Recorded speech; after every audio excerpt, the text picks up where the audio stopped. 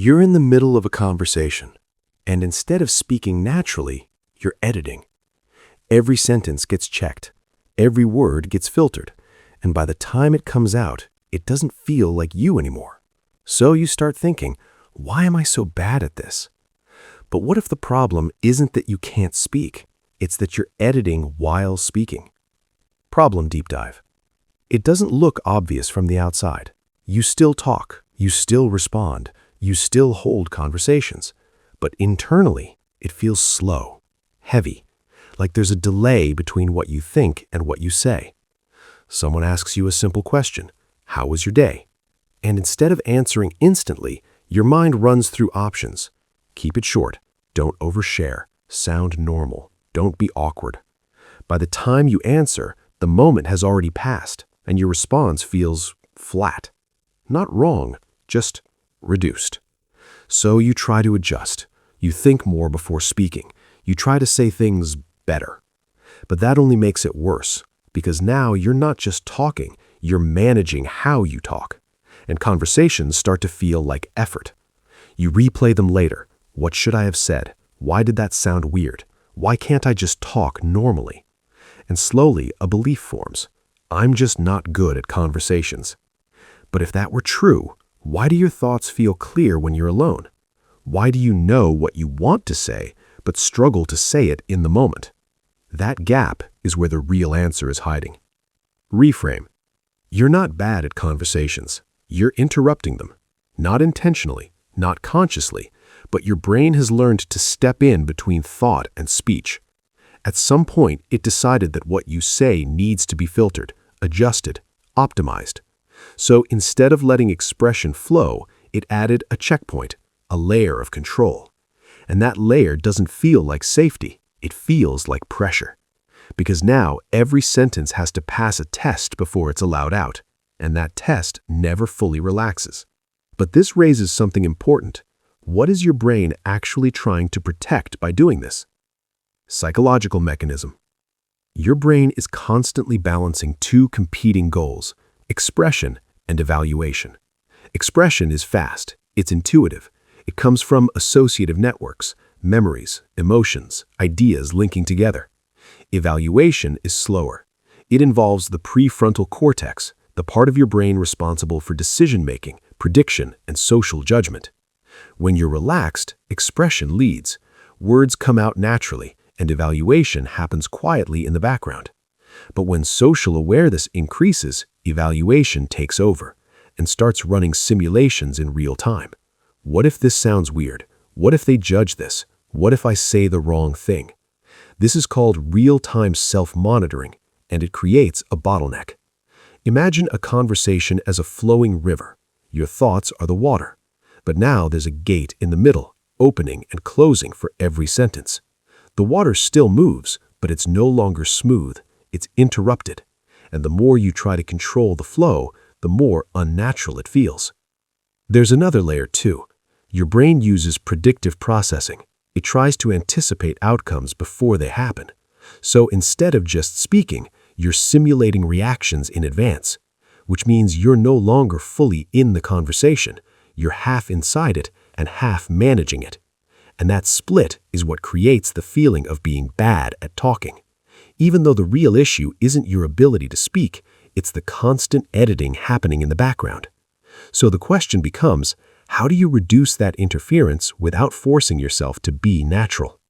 Practical framework. Not by trying to say better things, but by changing how your brain participates in the conversation. 1. Speak before it feels perfect. What to do? Let your response come out before you fully refine it. Why it works. This bypasses excessive prefrontal filtering and re-engages spontaneous speech networks. Example. Someone asks you something simple, and instead of pausing to optimize your answer, you respond with your first clear thought. It might not be perfect, but it's real time. 2. Focus on the other person's words. What to do? Shift your attention fully to what they are saying. Why it works. Attention is limited. When it's directed outward, there's less capacity for self-monitoring. Example. Instead of thinking, how should I respond? You focus on understanding what they actually mean. This naturally reduces internal editing. 3. Allow small pauses without filling them. What to do? Let silence exist briefly without rushing to fix it. Why it works? Rushing increases cognitive pressure, which strengthens the editing loop. Example, there's a short pause in conversation, and instead of panicking, you let it sit for a moment. That pause doesn't break the interaction, it stabilizes it. 4. Notice the moment you begin editing mid-sentence. What to do? Catch the exact moment you begin overthinking mid-sentence. Why it works? Awareness interrupts automatic patterns and reduces their intensity. Example, you're speaking and suddenly feel yourself adjusting your tone. Instead of correcting it further, you continue speaking as you were. That awareness alone weakens the loop. 5. Separate talking from reviewing. What to do? Don't analyze your performance while the conversation is happening. Why it works? Simultaneous execution and evaluation creates cognitive interference. Restoring them restores flow. Example, you finish a conversation and only later reflect on it, not during. And even then, you observe, not criticize. These steps don't make you more skilled. They remove what's blocking the skill you already have. But they all point to one deeper shift: integration. You don't struggle with conversations because you lack something. You struggle because you're doing too much at the same time, talking and editing, expressing and evaluating. It's like trying to write a sentence while constantly erasing it mid-word. The message never gets a chance to fully exist. So the goal isn't to become more articulate, it's to let your thoughts reach the surface without interruption.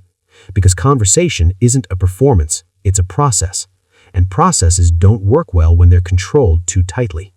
When you loosen that control, something interesting happens. Your speech doesn't become perfect, it becomes alive. And that's what people actually respond to. Not precision, not perfection, but presence. And presence only exists when you're not constantly stepping in to fix yourself. Which means the real shift is this: you stop trying to sound right and start allowing yourself to be heard as you are. Quiet, empowering close. There's nothing missing in you, no hidden skill you need to unlock. What you're looking for is already there, under the layer of constant editing. So next time you're in a conversation and you feel that familiar pause, that urge to fix, adjust, optimize, just notice it. Not to fight it, not to force anything, just notice. And then continue. Because the more you let yourself speak without interruption, the more your natural rhythm returns. Not all at once, but slowly, quietly, until one day you're no longer thinking about how to talk. You're just talking. And for the first time in a while, it doesn't feel like effort. It feels like you.